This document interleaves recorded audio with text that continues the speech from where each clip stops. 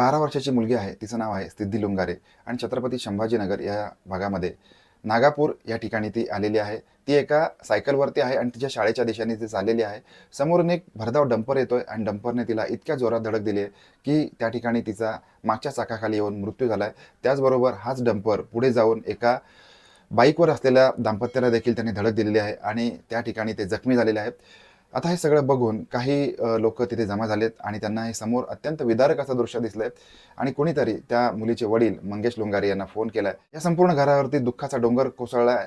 रडारड सुरू झालेली आहे. कारण या घरातली एकुलती एक लाडकी लाडाची लेक सिद्धी लुंगारे हिचा दुर्दैवी डंपरखाली येऊन मृत्यू झालेला आहे. त्याच्यामुळे संपूर्ण परिसरामध्ये अत्यंत उद्वेग आहे. लोकांनी रास्ता रोको केलाय. 4 ते 5 किलोमीटरच्या रांगा या महामार्गावरती लागलेल्या आहेत.